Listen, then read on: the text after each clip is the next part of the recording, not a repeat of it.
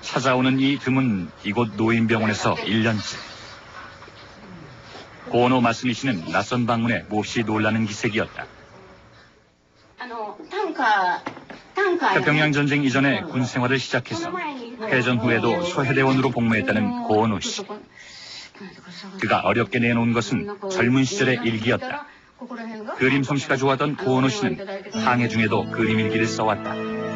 소화 27년 인천항에서, 소화 27년 검은도에서, 즉 1951년 한창 전쟁 중인 한국에 그가 있었다는 것이다.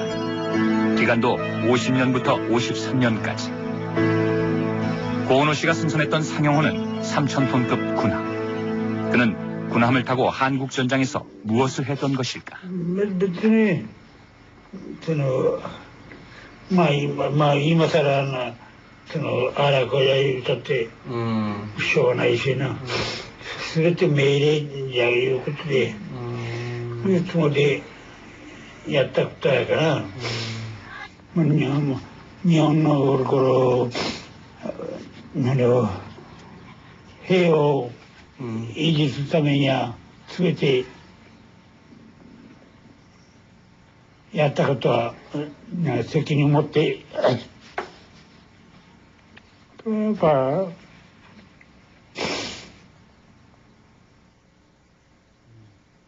あんまりもう今ね、その昔のことを思うと、あんまり思いしたくないことが多いですか？多い。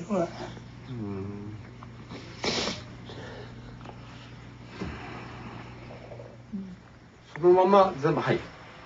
그렇게 명령에 의해 진실을 묻어둔 또 한 사람, 나카타니 토우시 씨. 동생 나카타니 사카타루가 1950년 마지막으로 보낸 편지였는데 급히 적어보낸 듯 연필로 휘갈겨 쓴 편지. 미군의 명으로 갑자기 조선으로 가게 됐습니다. 어떤 일이 있을지 몰라 의복을 보냅니다.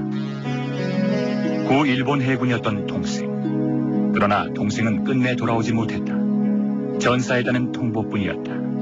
그리고 日本人が朝鮮戦争に参加をしたということが公になった場合にね、これ国際問題になりますわな。そういうことがあって、私ども家族もう一切そういうことは口外してはならんと、一切口外してはいかんということで慣行令が引かれとった。 하지만 적어도 동생이 어떻게 죽음을 맞았는지는 알아야 할 일이었다. それがね、当時私調べた当時の乗組員の人たちの名簿なんです。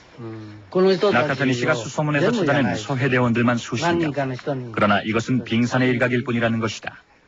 얼마나 많은 구 일본 군인들이 한국 전쟁에 참전했던 것일까?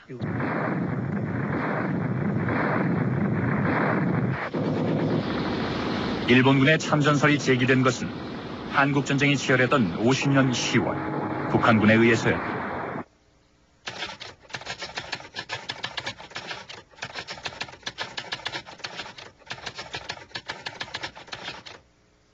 직접 이제 포로로 일본군을 포로로 잡은 그런 사람들도 있었고, 저희 경우에도 그런 걸 직접 체험했고, 그리고 사회 일반에서는 그 누구나 다 일본 자위대 소속 군인들이 우리나라 전쟁에 참여했다 하는 것은 거의 상식으로 알고 있어요.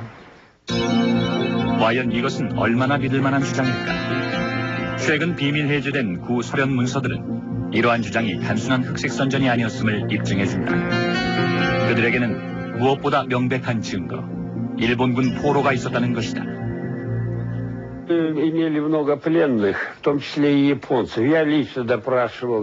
제가 직접 일본 포로를 신문했습니다. 그는 체포 당시 어떤 직위는 없었습니다. 그냥 한 팀의 지도자였죠. 그러나 그 일본군은 40~50명의 부하를 데리고 있었는데 소련으로 따지면 소위라고 말할 수 있을 겁니다. 50년 10월 일본군 참전은 유엔 회의에서도 화두로 떠올랐다. 영국, 호주, 프랑스 등 한국 전쟁에 참전하고 있는 연합국들조차 일본의 참전에는 부정적인 의견이 많았다.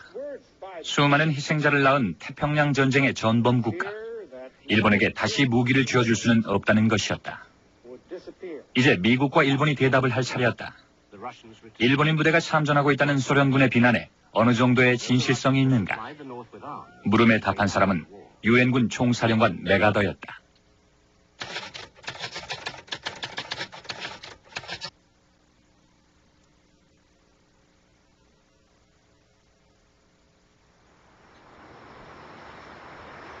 그러나 이미 2달 전인 10월 8일 시모노세키 항에는 이른 새벽부터 출항 준비를 서두르는 사람들이 있었다.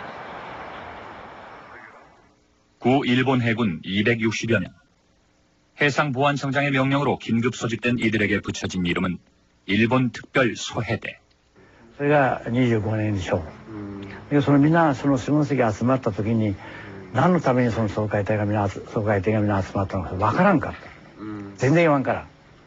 それで行ったら、とにかくここで朝鮮に行くとは言わなかったけど、とにかく危険な仕事だということだったんですよ。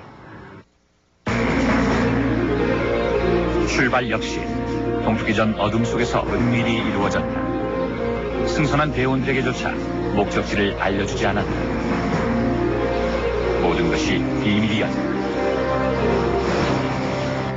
で夜になってから、10日間生やってで行ってる途中で朝になって夜が明けてみたらちょっと陸が見えないんだけどどうも進路の方向から見ると朝鮮の東海岸のような気がしたわけですね。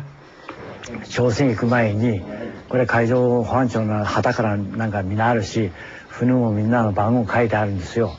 その番号からなんか全部消したわけです。全部だからもうメールに載っちゃって何が何さっぱりわからん。だから全くの国籍不明な格好でしょう。 시모노세키항을 출발한 것은 300톤급의 지휘선과 20척의 소해정. 일본 근해를 벗어나자 미 제7함대와 합류했다. 어느덧 38선을 넘고 있었다. 목표는 한창 교전 중인 적진의 한복판, 원산이었던 것이다. 당시 인천 상륙작전에 성공한 미군은 38선을 넘어 평양으로 진격 중이었다.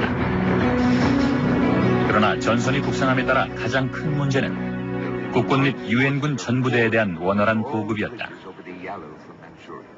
집중 포화로 초토화된 북한 지역은 대부분의 도로가 끊어져서 육로로의 보급이 어려웠었다. 무엇보다 원활한 보급을 하기에 부산항은 너무 멀었다. 보급선을 단축하기 위해서는 동부전선의 새로운 상륙항이 최우선적으로 필요했다. 그렇게 원산 상륙작전이 결정됐다. 그런데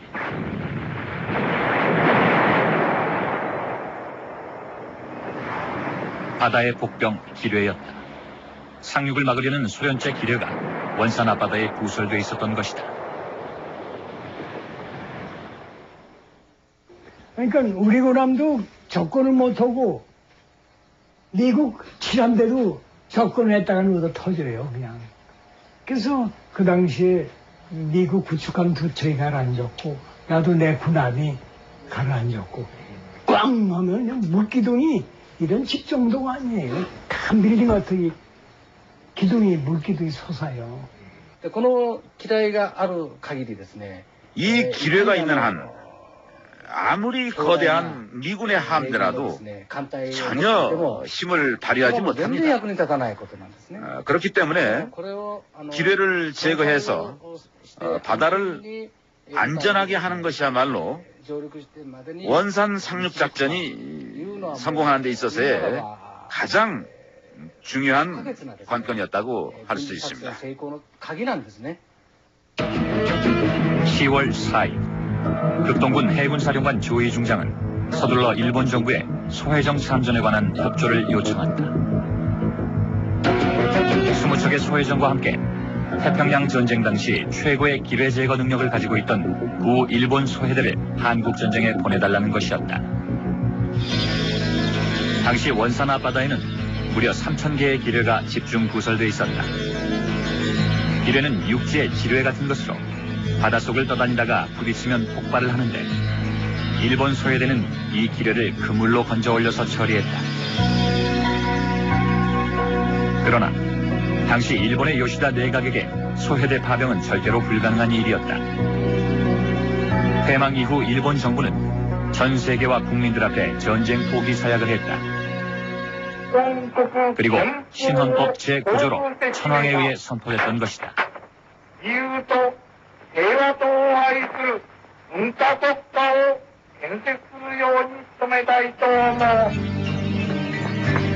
그렇다면 일본 특별 소해대 파병은 어떻게 이루어진 것일까? 한국전쟁 종전 후 일본 국회에서 야당의 질문을 받자 요시다 수상의 답변은 한마디, 기억이 나지 않는다는 것이었다.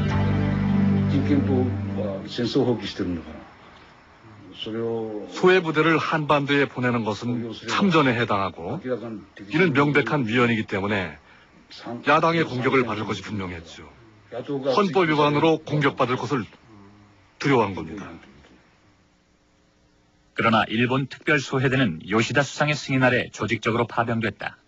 단 모든 것은 극비에 붙여졌다. 민간인들의 참전과는 달리 이들의 신분이 공무원이었다고 하는 점이었고, 따라서 일본의 국가 의지로서 한국 전쟁에 적극적으로 참여했다라고 하는 사실이 부각되어야 할 점이라고 생각됩니다. 10월 12일 일본 특별 소해대는 원산 앞바다에서 본격적인 기뢰 제거 작업에 들어간다. 소련제 기뢰는 급하게 부설되는지 구성물을 완전히 갖추지 않아 더욱 위험했다. 확실히 그곳은 전쟁의 한복판이었다. 소해 작업을 위한 것이지만 이들에겐 소총도 주어졌다.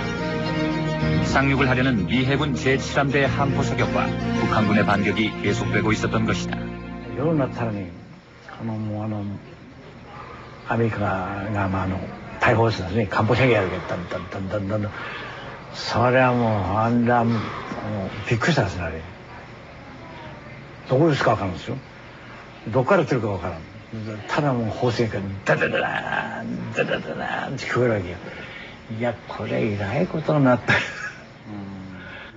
戦場って戦争の最中に突入したんですね。それがもう全然本人たちはそんなこと何も考えなくて行った中で大砲を撃ち合ったり船がどんどん沈んだりするような、それでびっくりしちゃった。 10월 17일에는 새벽부터 작전이 시작됐다. 전날 한국 해병대가 원산 부근까지 진격했다는 낭보가 있었던 것이다.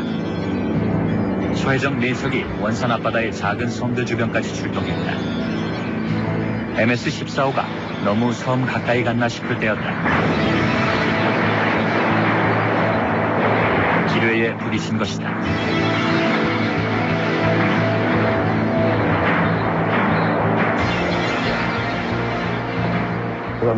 鋭い音でビーンというような障子の弾当てたような鋭い音がしたんですけどね。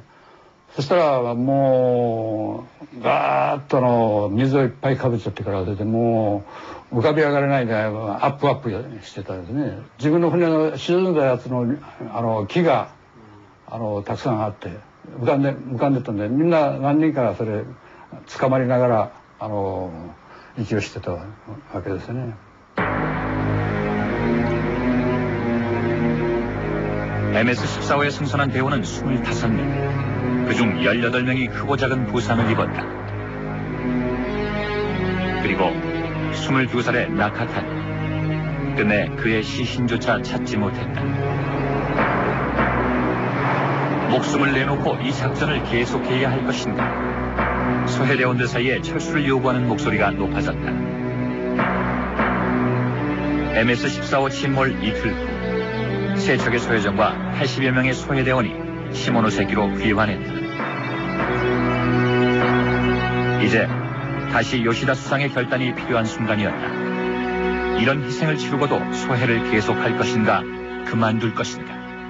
それでアメリカに言われた時に大久保さんが吉田総理に来て言ったら吉田総理が「おいやってやれ」とこう言うんだよね。でみんなびっくりするわけ。我々もびっくりしたわけ。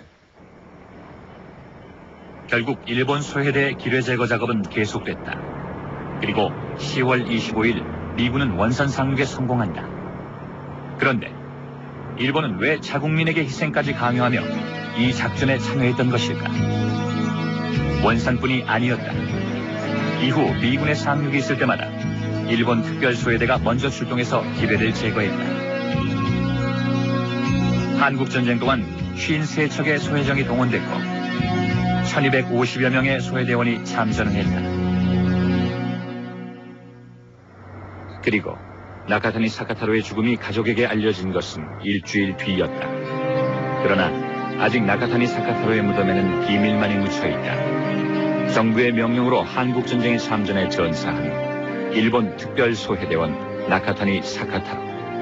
米軍のそういうことにね、反発したり文句を言ったりしたら、昔からね、やはりその家族のことを全部ね、抹殺されると、虐殺されるかもわからないと、そういう恐怖心の方が先にありましたからね。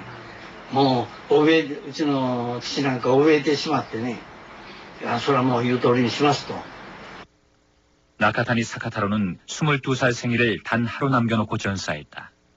그의 죽음은 혼자만의 불행으로 끝나지 않았다. 21歳で殉職しましたからね。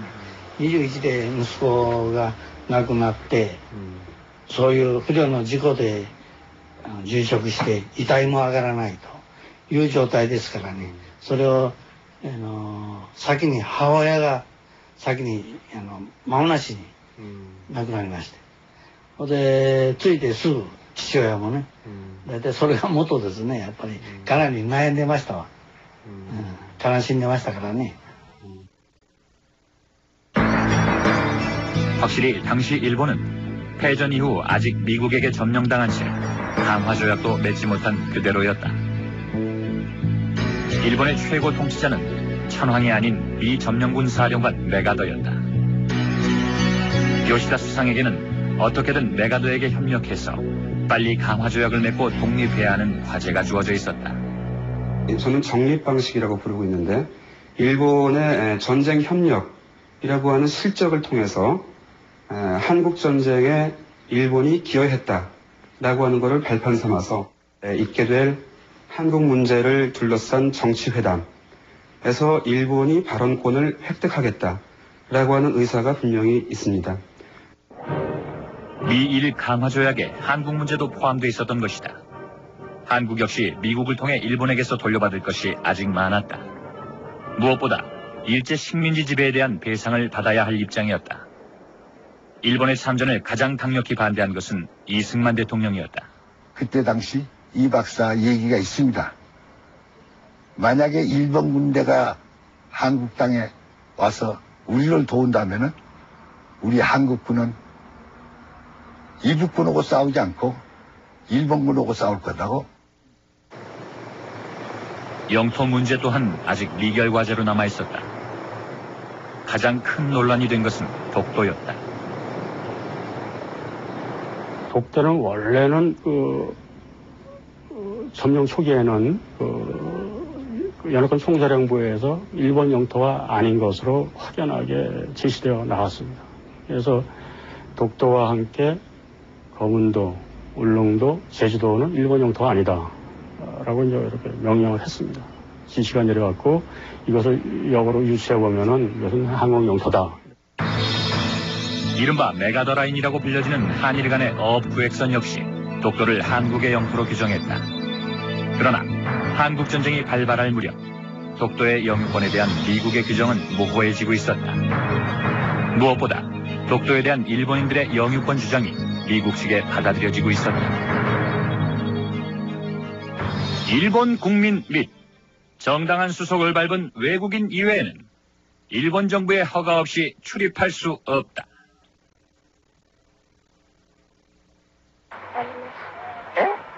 한국 전쟁에 참전해서 일본 부활의 기회로 삼으려는 일본 우익의 노력은 6.25 전쟁 초기부터 시도됐었다. 일본 우익 최고의 거물, 밤의 수상이라 불리는 고다마 요시오. 한일협정 당시에도 청구권 문제 해결에 깊이 관여한 것으로 알려져 있던 그는 이미 1950년 7월 20일 메가더에게 장문의 편지 한 통을 보냈다.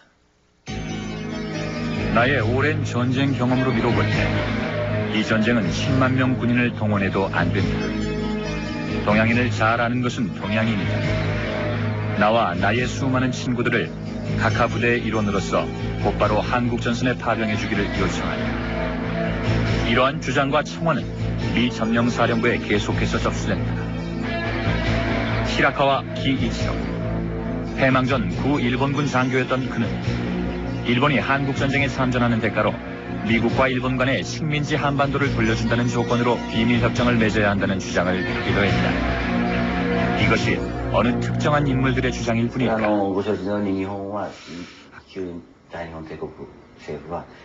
그러니까 당시 패전국이었던 일본은 어떻게 해서라도 조선만은 식민지로 만들어서 일본 영토로 유지하고 싶어 했습니다.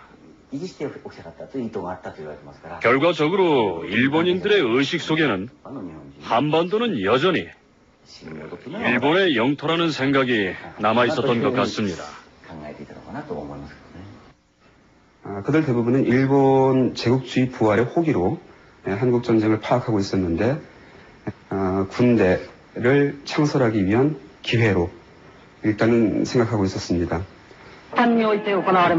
1945년 8월 15일 대동아 제패에 야망에 불탔던 일본 제국은 종말을 고했다. 모든 전선에서 항복문서에 서명을 하면서 일본은 국가 주권을 상실한 채 연합국의 점령지로 전락했던 것이다. 전쟁을 일삼던 군국주의 국가, 일본에게 그것은 타산이었다. 항복과 동시에 군대는 해산했고 군인들은 무장해제됐다. 모든 군수공장들도 문을 닫았다. 전후 일본 거리에는 일자리와 먹을 것을 구하려는 사람들로 넘쳐났다. 600만에 이르던 군인들의 생계는 더욱 절박했다. 그들에게 패전은 곧 실업을 의미했다. 더욱이 재앙처럼 가뭄과 홍수가 이어졌다. 과거를 청산하고 미래를 향한 헌법을 정하는 일보다도 배고픔을 해결하는 것이 우선했다. 바로 이것이 한국전쟁이 발발하기까지 전후 일본 사회의 얼굴이었다.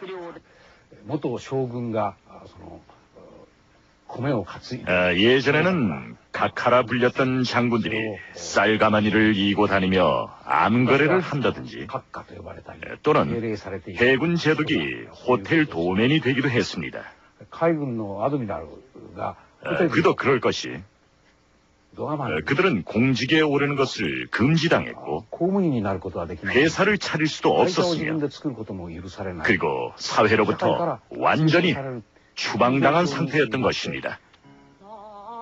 그런데 1950년 6월 25일 한국전쟁이 발발했다. 문을 닫았던 군수공장들이 다시 가동하기 시작했다. 오히려 더 많은 일자리가 생겨났다. 미국이 일본을 한국전을 위한 기지로 이용하면서 일본 열도는 거대한 보급창고로 변해갔다.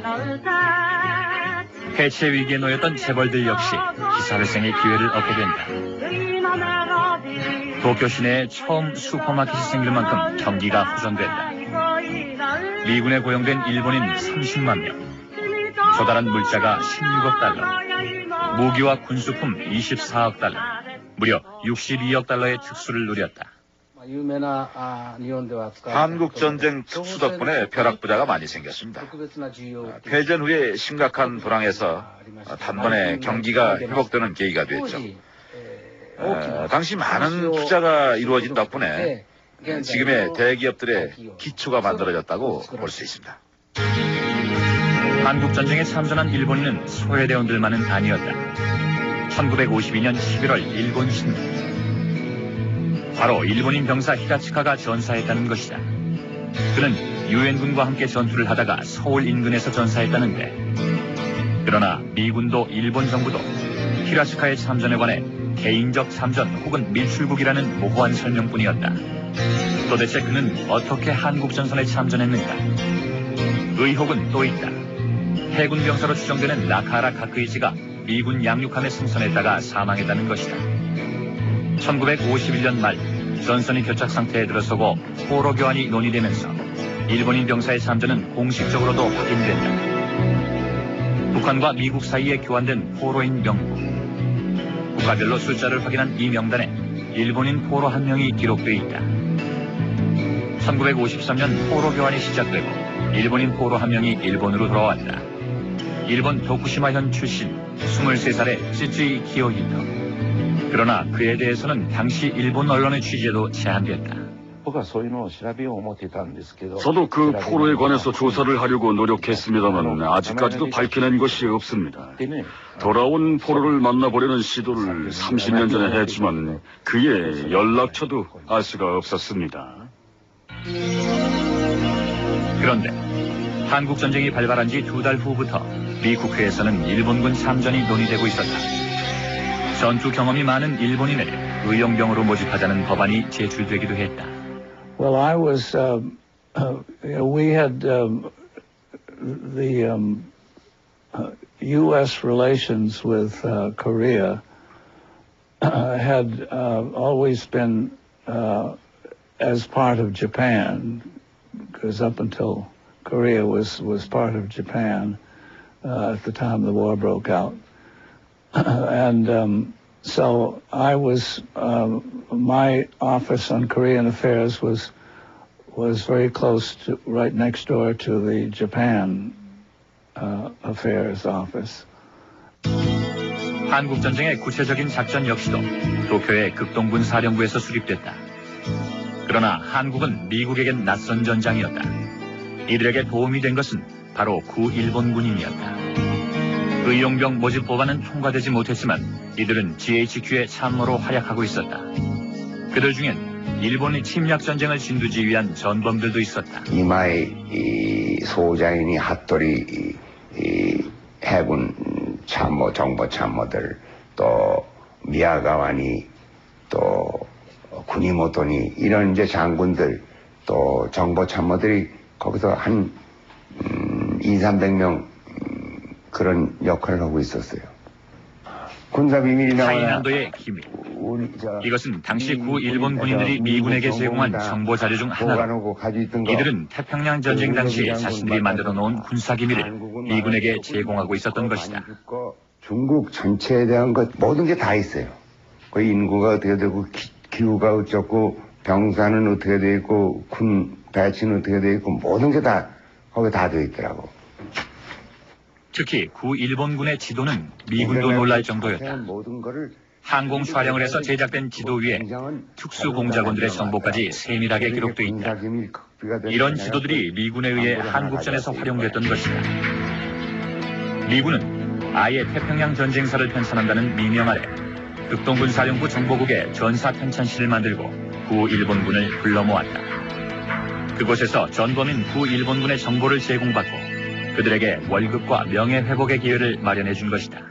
I found one document in the American archives in which two Japanese counterinsurgency specialists, counter-guerrilla specialists from the 1930s in Manchuria, on what kind of guerrilla tactics the North Koreans used and what kind of tactics Kim Il-sung used in the 1930s, and how the Japanese fought them in a mountainous terrain using winter to benefit the suppression and that kind of thing. So there are documents like that, but I think probably there was a good bit more Japanese involvement.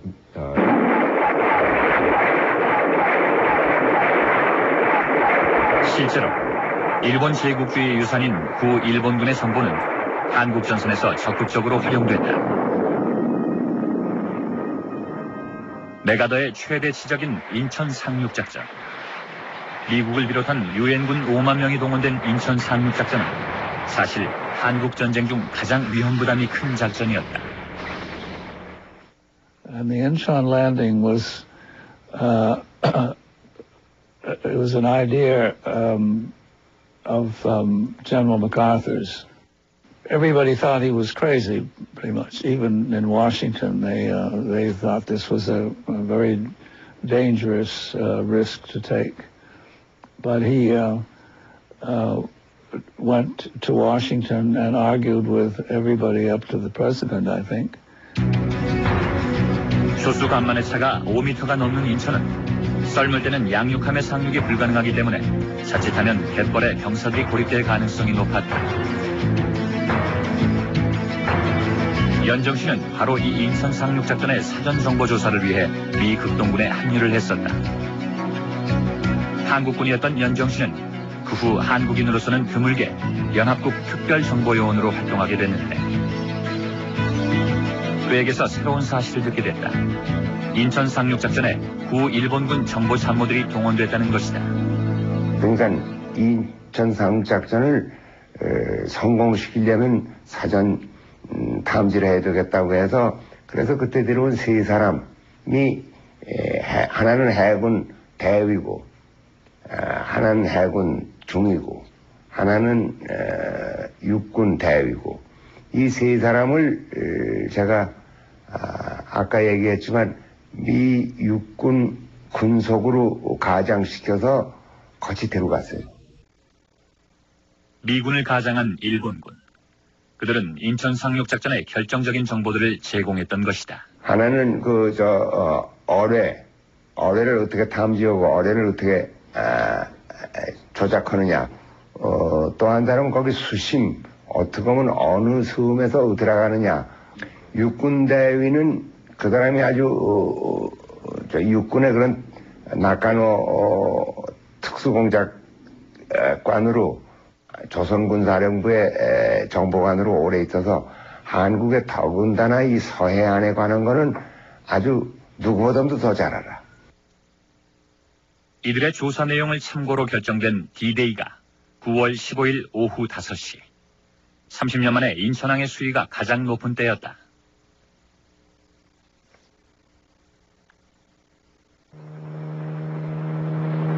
또한 일본의 6.25 참전 의혹은 미국의 세균전 의혹과도 무관하지 않다. 1951년 겨울부터 한국 전선의 미군 사이에 알 수 없는 질병이 퍼져가고 있었다. 이로 인한 사상자도 적지 않았다. 미군이 한 번도 겪어보지 못한 이 무서운 전염병은 다름 아닌 유행성 출혈. 한반도에서도 아직 발견된 적 없는 것이었다. 유행성 출혈은 만주 이북 지방의 풍토병, 들쥐들이 옮기는 것으로 봄, 가을에 전염되는데 처음 발병된 것은 38선 부근의 격전지, 그것도 한겨울에 환자가 발생하기 시작했다. 저 먼 곳에서 발생했던 병인데 지가 그 병균을 가지고 이선맥 저선맥을 넘어 38선까지 올 수는 없는 것입니다. 자연 현상으로는 생각할 수 없는 것이죠. 가장 큰 피해자는 미군이었다. 한국전쟁 3년간 3,000명이 감염됐고 200여 명이 사망했다. 어떻게 된 일일까? 실제로는 자신들이 대각한 후에 적군이 들어올 것을 노리고 실시한 병일 수도 있죠. 731 부대가 사용한 방법입니다. 유행성 출혈열을 처음 학회에 보고한 것도 구 일본군 731 부대였다. 731 부대가 만주에 있었던 탓에 기타노 마사지, 카사하라 시로 등이 많은 연구 성과를 발표했었다. 비인간적인 인체 실험을 통해 각종 세균 무기를 개발했던 731 부대. 어떻게 그들의 세균 무기가 한국전에서 이용됐을 가능성이 있다는 것일까? 731 부대장이었던 이시시로 역시 몇 명의 발견자 중에 한 사람이었습니다. 이 발견자들, 즉 유행성 출혈열을 발견한 사람들이 1951년 한국 전쟁 당시 미국의 406 부대에 협력했던 것입니다.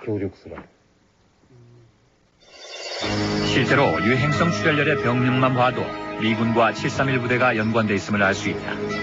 미군은 일본식 발음 그대로 유행성 출혈열을 표기하고 있다. 대동아 공영의 건설에 기치를 걸고 수많은 희생과 인권 유린을 자행했던 일본. 패전 이후 이 전쟁의 책임을 묻는 전범 재판이 있었다. 세계의 정의, 그 이름으로 전쟁 범죄를 심판하는 자리였다. 그러나 교수형을 선고받은 전범은 단 7명. 그 피고석에는 단 한 명의 731 부대원도 없었다. But the fact is that the U.S. took and captured Colonel Ishii, the head of the Unit 731 in Harbin, took him to a remote place in Japan and got all of his evidence. and never prosecuted Colonel Ishii. The MacArthur occupation never prosecuted Colonel Ishii, and his techniques were used in American bacteriological warfare studies. 731 부대원들은 결국 수많은 마루타들의 죽음을 대가로 그들이 다시 한번 기사회생할 수 있는 기회를 갖게 된 것이다. 그리고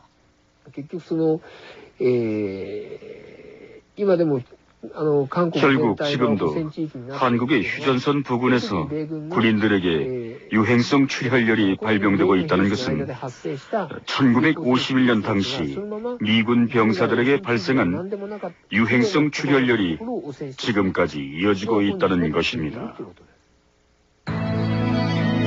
731 부대원들은 한국전쟁을 통해 다시 한번 일본 사회 주류로 부상하는 기회도 얻게 된다. 전세가 치열해지면서 부상자들이 늘고 수혈용 혈액이 필요했던 것인데 당시 생계가 막막했던 일본인들에게 돈을 주고 혈액을 사서 한국으로 보내는 사업을 시작한 것이 바로 731 부대 장교들이었다. 이들은 아예 일본 혈액은행이라는 회사를 설립하고 전국적인 조직으로 운영해갔다.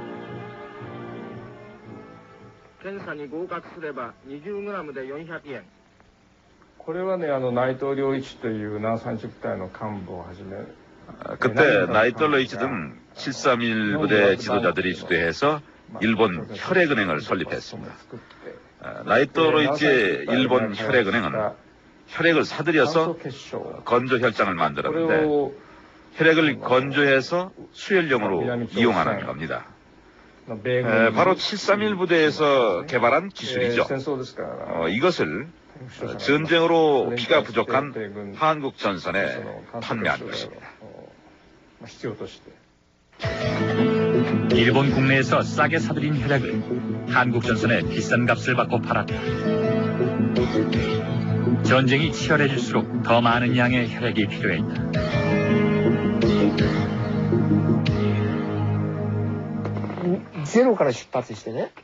제로에서 출발해서 미군에게 피를 팔아 몇 년 후에는 굴지의 제약회사로 성장했습니다.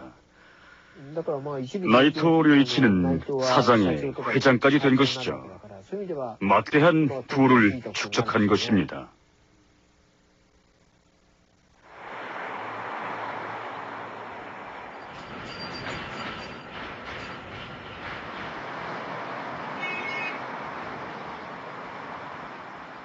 (1951년 9월 8일) 일본은 드디어 미국 등과 강화조약을 체결한다. 패전 5년 만에 주권을 회복하는 순간이었다. 그러나 한국은 끝내 그 자리에 초대받지 못했다. 일본만이 전 세계의 새로운 우방이 된 것이다. 더욱이 샌프란시스코 강화조약에 의해 일본은 한국에게 식민지 배상을 하지 않으며 독도 역시 한국으로 반환하지 않는다는 근거를 가지게 된다. 이제 일본은 일본인의 땅이었다. 그리고 그 시간에도 한반도는 아직 전쟁 중이었다.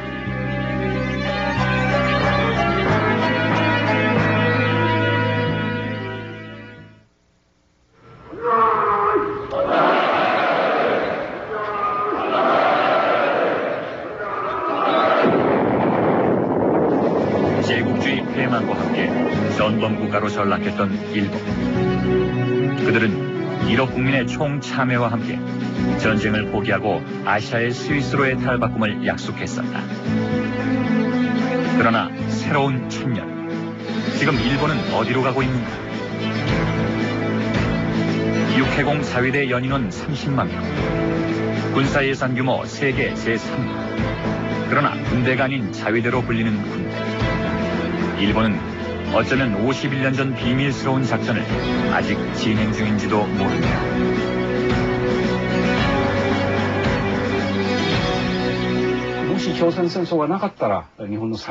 만일 한국 전쟁이 없었더라면 일본의 재무장은 없었을 겁니다. 한국 전쟁을 계기로 자위대 전 단계라 할 수 있는 경찰 예비대가 탄생했죠. 4년 후에 자위대란 이름으로 바뀌는데 그것이 오늘날에 이르는 일본 군대 재무장의 첫걸음이 된 겁니다. 1998년 일본 자위대는 사상 최초로 육해공 자위대 통합훈련을 시작했다. 이들의 가상작전 시나리오는 모 국가에 점령된 동해의 섬을 탐하는 작전. 동해의 어떤 섬은 아마도 독도일 가능성이 높지 않은가.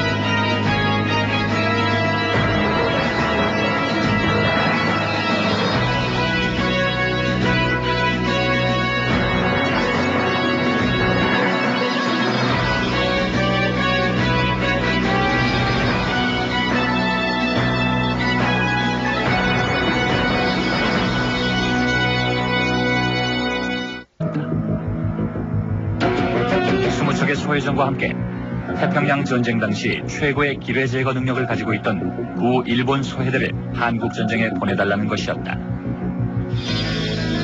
당시 원산 앞바다에는 무려 3,000개의 기뢰가 집중 구설돼 있었다. 기뢰는 육지의 지뢰 같은 것으로 바닷속을 떠다니다가 부딪히면 폭발을 하는데 일본 소해대는 이 기뢰를 그물로 건져 올려서 처리했다. 그러나 당시 일본의 요시다 내각에게 소해대 파병은 절대로 불가능한 일이었다. 패망 이후 일본 정부는 전 세계와 국민들 앞에 전쟁 포기 사약을 했다. 그리고 신헌법 제9조로 천황에 의해 선포됐던 것이다.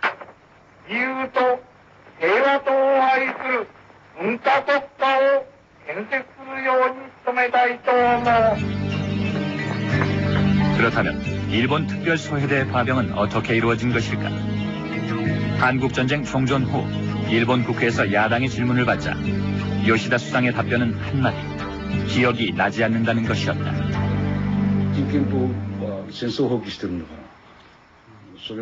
소해 부대를 한반도에 보내는 것은 참전에 해당하고 이는 명백한 위헌이기 때문에 야당의 공격을 받을 것이 분명했죠. 헌법 위반으로 공격받을 것을 두려워한 겁니다. 그러나 일본 특별 소해대는 요시다 수상의 승인 아래 조직적으로 파병됐다. 단 모든 것은 극비에 붙여졌다. 민간인들의 참전과는 달리 이들의 신분이 공무원이었다고 하는 점이었고, 따라서 일본의 국가 의지로서 한국 전쟁에 적극적으로 참여했다라고 하는 사실이 부각되어야 할 점이라고 생각됩니다. 10월 12일 일본 특별 소해대는 원산 앞바다에서 본격적인 기뢰 제거 작업에 들어간다. 소련제 기뢰는 급하게 구설되는지 구성물을 완전히 갖추지 않아 더욱 위험했다. 확실히 그곳은 전쟁의 한복판이었다. 소해 작업을 위한 것이지만 이들에겐 소총도 주어졌다. 상륙을 하려는 미 해군 제7함대의 함포 사격과 북한군의 반격이 계속되고 있었던 것이다. アメリカが大砲ですね、艦砲射撃やるけど、どん。それはもう、あんな、もう、びっくりしたですね、あれ。どこですかわからんですよ。どっから来てるかわからん。ただもう砲声がダダダダーン、ダダダダーンって聞こえるわけよ。いや、これえらいことになった。戦場って戦争の最中に突入したんですね。それがもう全然本人たちはそんなこと何も考えなくていった中で大砲を撃ち合った。 연정 씨는 바로 이 인천 상륙 작전의 사전 정보 조사를 위해 미 극동군에 합류를 했었다. 한국군이었던 연정 씨는 그 후 한국인으로서는 드물게 연합국 특별정보요원으로 활동하게 됐는데 그에게서 새로운 사실을 듣게 됐다. 인천 상륙 작전에 구 일본군 정보 참모들이 동원됐다는 것이다. 그러니까 인천 상륙 작전을 성공시키려면 사전 탐지를 해야 되겠다고 해서 그래서 그때 들어온 세 사람이 하나는 해군 대위고 하나는 해군 중위고 하나는 육군 대위고 이 세 사람을 제가 아까 얘기했지만 미 육군 군속으로 가장시켜서 거치 데려갔어요. 미군을 가장한 일본군. 그들은 인천 상륙작전의 결정적인 정보들을 제공했던 것이다. 하나는 어뢰를 어떻게 탐지하고 어뢰를 어떻게 조작하느냐. 또 한 사람은 거기 수심, 어떻게 보면 어느 섬에서 들어가느냐. 육군 대위는 그 사람이 아주 육군의 그런 나카노 특수공작관으로 조선군 사령부의 정보관으로 오래 있어서 한국의 더군다나 이 서해안에 관한 거는 아주 누구보다도 더 잘 알아. 이들의 조사 내용을 참고로 결정된 D-Day가 9월 15일 오후 5시. 30년 만에 인천항의 수위가 가장 높은 때였다.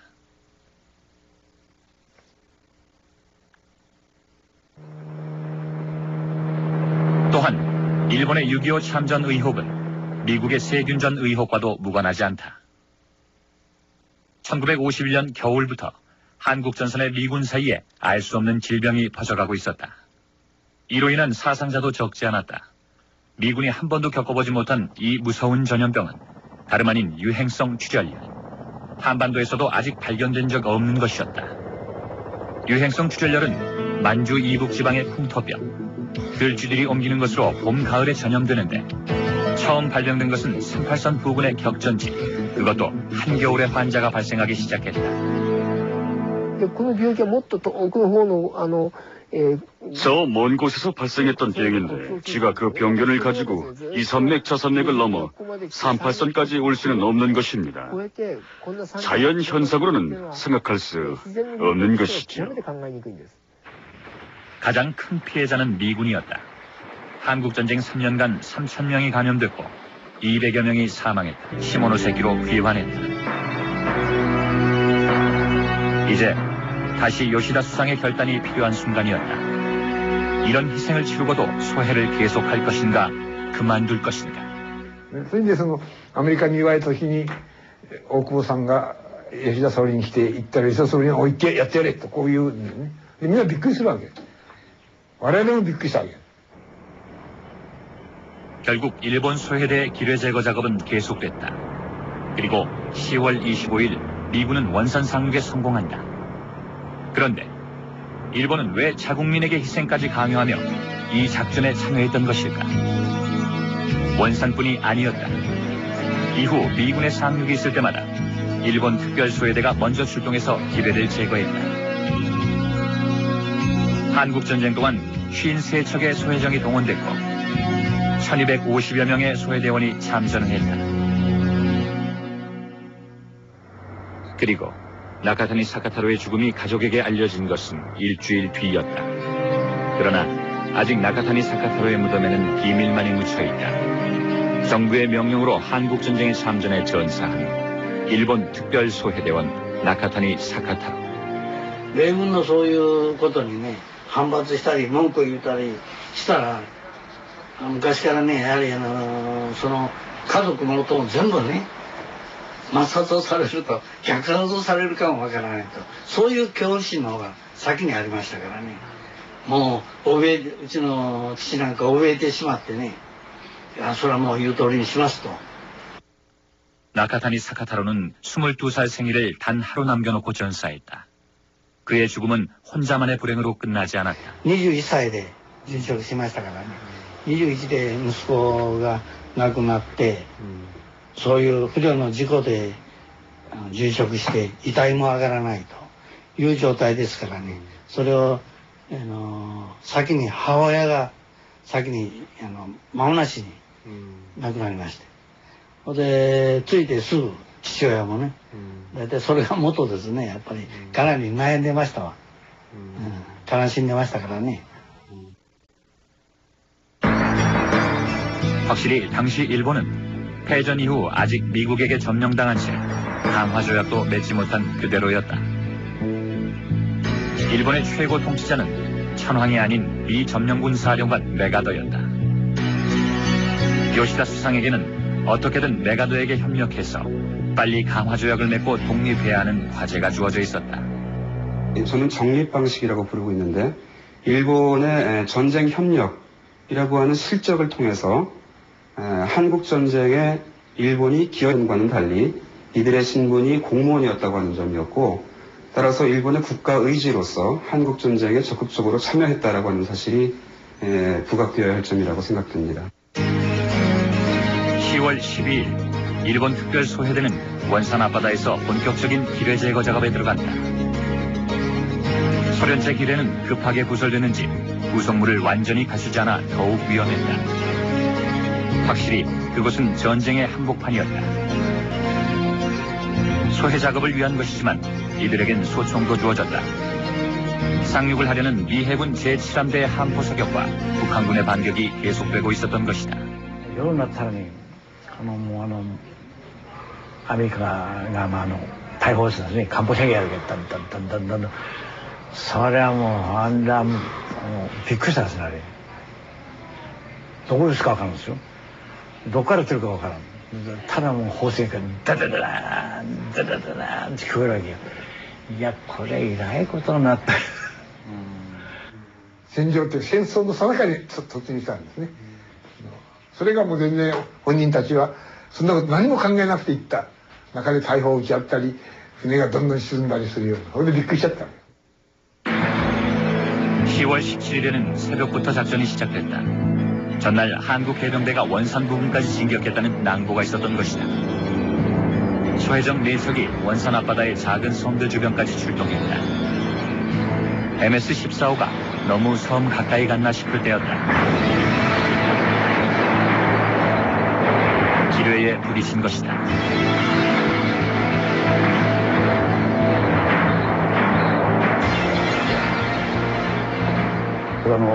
鋭い音でビーンというような小銃の弾当てたような鋭い音がしたんですけどね。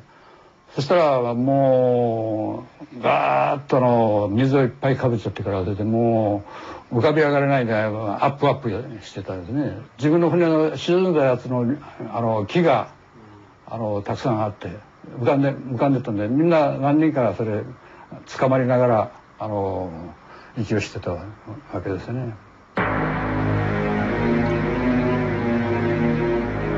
MS-14호에 승선한 대원은 25명. 그중 18명이 크고 작은 부상을 입었다. 그리고 22살의 나카탄. 끝내 그의 시신조차 찾지 못했다. 목숨을 내놓고 이 작전을 계속해야 할 것인가? 소해대원들 사이에 철수를 요구하는 목소리가 높아졌다.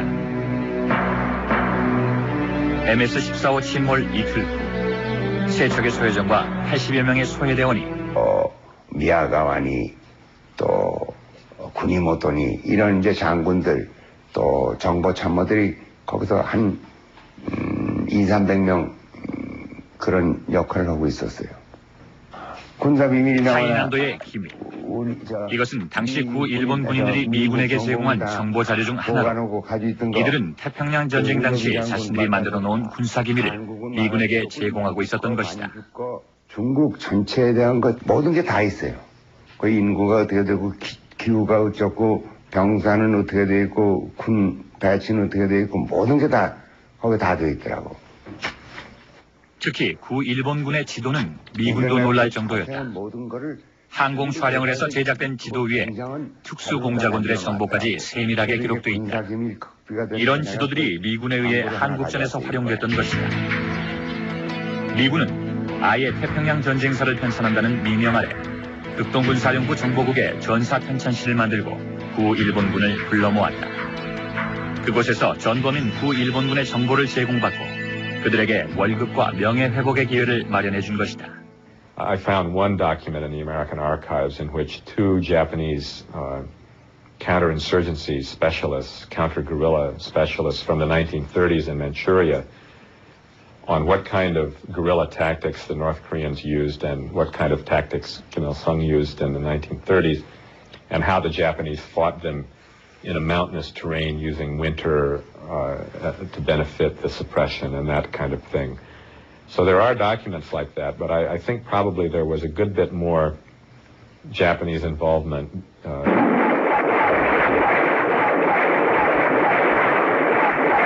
실제로 일본 제국주의 유산인 구 일본군의 정보는 한국전선에서 적극적으로 활용됐다. 메가더의 최대 치적인 인천 상륙작전. 미국을 비롯한 유엔군 5만 명이 동원된 인천 상륙작전은 사실 한국전쟁 중 가장 위험 부담이 큰 작전이었다. And the Incheon landing was, it was an idea of General MacArthur's. Everybody thought he was crazy, pretty much. Even in Washington, they thought this was a very dangerous risk to take. But he went to Washington and argued with everybody up to the president, I think. 조수 간만의 차가 5m가 넘는 인천은 썰물 때는 양육함의 상륙이 불가능하기 때문에 자칫하면 갯벌에 병사들이 고립될 가능성이 높았다. 연정식 pretty much. Even in Washington, they thought this was a very dangerous risk to take. But he went to Washington and argued with everybody up to the president, I think. 조수 간만의 차가 5m가 넘는 인천은 썰물 때는 양육함의 상륙이 불가능하기 때문에 자칫하면 갯벌에 병사들이 고립될 가능성이 높았다. 연정 씨는 바로 이 인천 상륙작전의 사전 정보 조사를 위해 미 극동군에 합류를 했었다. 한국군이었던 연정 씨는 그 후 한국인으로서는 드물게 연합국 특별정보요원으로 활동하게 됐는데 그에게서 새로운 사실을 듣게 됐다. 인천 상륙작전에 구 일본군 정보 참모들이 동원됐다는 것이다. 그러니까 인천 상륙작전을 성공시키려면 사전 탐지를 해야 되겠다고 해서 그래서 그때 들어온 세 사람이 하나는 해군 대위고 하나는 해군 중위고 하나는 육군 대위고 이 세 사람을 제가 아까 얘기했지만 미 육군 군속으로 가장시켜서 같이 데려갔어요. 미군을 가장한 일본군. 그들은 인천 상륙작전의 결정적인 정보들을 제공했던 것이다. 하나는 어뢰를 어떻게 탐지하고 어뢰를 어떻게 조작하느냐. 또 한 사람은 거기 수심 어떻게 보면 어느 섬에서 들어가느냐. 육군 대위는 그 사람이 아주 육군의 그런 낙관호 특수공작관으로 조선군 사령부의 정보관으로 오래 있어서 한국의 더군다나 이 서해안에 관한 거는 아주 누구보다도 더 잘 알아. 이들의 조사 내용을 참고로 결정된 D-Day가 9월 15일 오후 5시. 30년 만에 인천항의 수위가 가장 높은 때였다.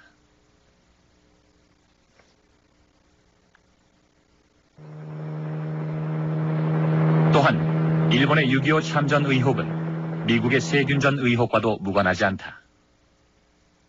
1951년 겨울부터 한국 전선의 미군 사이에 알 수 없는 질병이 퍼져가고 있었다.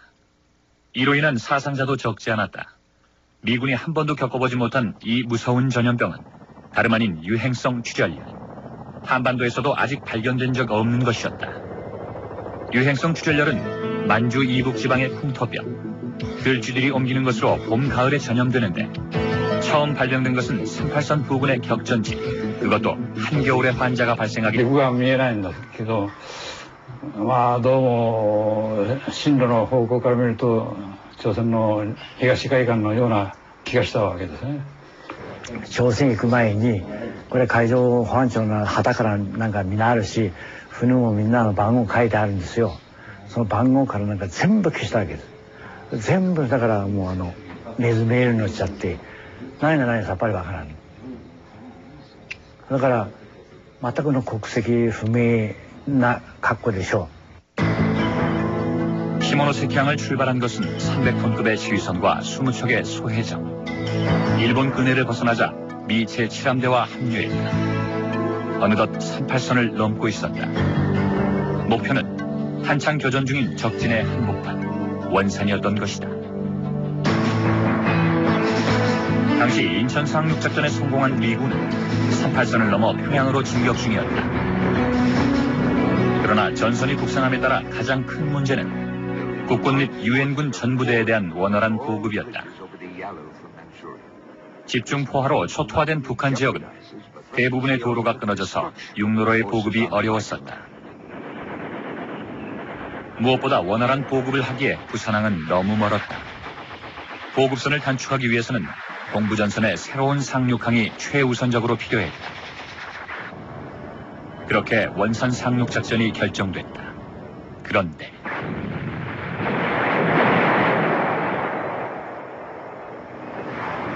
바다의 복병 기뢰였다. 상륙을 막으려는 소련제 기뢰가 원산 앞바다에 부설돼 있었던 것이다. 그러니까 우리 군함도 접근을 못하고 미국 칠함대도 접근을 했다가는 얻어 터져요, 그냥. 그래서 그 당시에 미국 구축함 두 척이 가라앉았고, 나도 내 군함이 가라앉았고, 꽝 하면 그냥 물기둥이 이런 집 정도가 아니에요. 큰 빌딩 같은 기둥이, 물기둥이 솟아요. 이 기뢰가 있는 한 아무리 거대한 미군의 함대라도 전혀 힘을 발휘하지 못합니다. 그렇기 때문에 기뢰를 제거해서 바다를 안전하게 하는 것이야말로 원산 상륙작전이 성공하는 데 있어서의 가장 중요한 관건이었다고 할 수 있습니다. 10월 4일 극동군 해군사령관 조희 중장은 서둘러 일본 정부에 소해정 참전에 관한 협조를 요청한다. 20척의 소해정과 함께 태평양 소해 부대를 한반도에 보내는 것은 참전에 해당하고 이는 명백한 위헌이기 때문에 야당의 공격을 받을 것이 분명했죠. 헌법 위반으로 공격받을 것을 두려워한 겁니다. 그러나 일본 특별소해대는 요시다 수상의 승인 아래 조직적으로 파병됐다. 단 모든 것은 극비에 붙여졌다.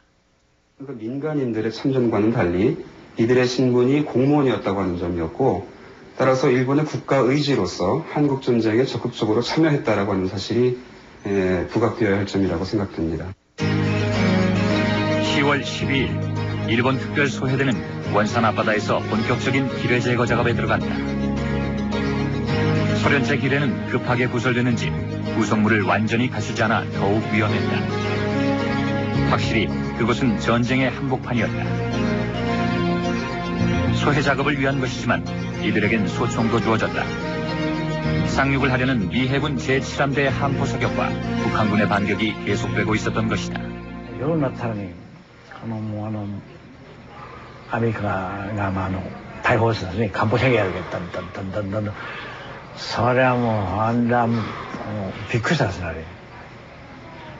どこですか分かるんですよ。どこから来るか分からん。ただもう砲声がダダダダーンダダダダーンって聞こえるわけよ。いやこれえらいことになった。戦場って戦争の最中に突入したんですね。それがもう全然本人たちはそんなこと何も考えなくて行った中で大砲を撃ち合ったり船がどんどん沈んだりするような、それでびっくりしちゃった。 10월 17일에는 새벽부터 작전이 시작됐다. 전날 한국 해병대가 원산 부근까지 진격했다는 낭보가 있었던 것이다. 소해정 4척이 원산 앞바다의 작은 섬들 주변까지 출동했다. MS-14호가 너무 섬 가까이 갔나 싶을 때였다. 기뢰에 부딪힌 것이다.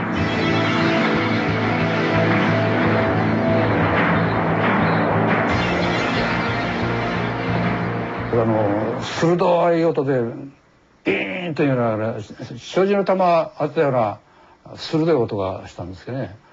そしたらもうガーッと水をいっぱいかぶっちゃってから出て、もう浮かび上がれないでアップしてたんですね。自分の船の沈んだやつの木がたくさんあって浮かんでたんで、みんな何人かそれ捕まりながら息をしてたわけですね。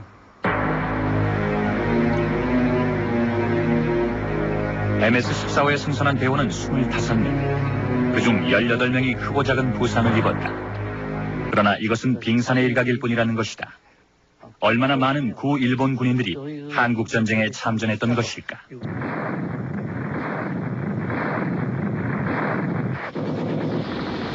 일본군의 참전설이 제기된 것은 한국전쟁이 치열했던 50년 10월 북한군에 의해서였다.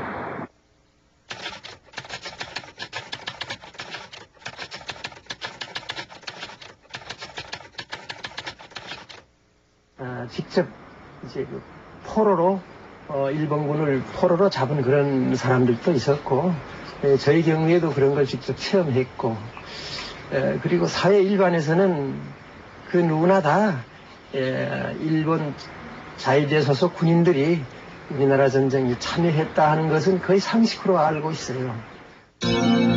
과연 이것은 얼마나 믿을 만한 주장일까? 최근 비밀 해제된 구 소련 문서들은 이러한 주장이 단순한 흑색선전이 아니었음을 입증해준다.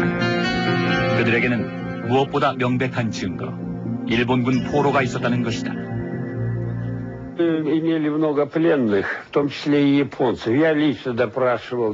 제가 직접 일본 포로를 신문했습니다. 그는 체포 당시 어떤 직위는 없었습니다. 그냥 한 팀의 지도자였죠. 그러나 그 일본군은 40~50명의 부하를 데리고 있었는데 소련으로 따지면 소위라고 말할 수 있을 겁니다. 50년 10월, 일본군 참전은 유엔 회의에서도 화두로 떠올랐다. 영국, 호주, 프랑스 등 한국전쟁에 참전하고 있는 연합국들조차 일본의 참전에는 부정적인 의견이 많았다. 수많은 희생자를 낳은 태평양 전쟁의 전범 국가, 일본에게 다시 무기를 쥐어줄 수는 없다는 것이었다. 이제 미국과 일본이 대답을 할 차례였다. 일본인 부대가 참전하고 있다는 소련군의 비난에 어느 정도의 진실성이 있는가? 물음에 답한 사람은 유엔군 총사령관 메가더였다.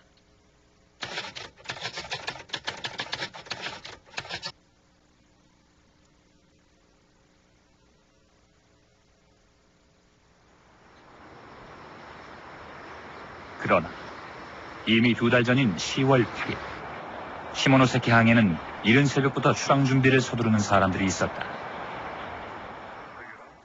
구 일본 해군 260여 명. 해상보안청장의 명령으로 긴급 소집된 이들에게 붙여진 이름은 일본 특별 소해대. それが25年でしょう。そのみんなその下関集まった時に何のためにその総会隊がみんな集まったのかわからんかった。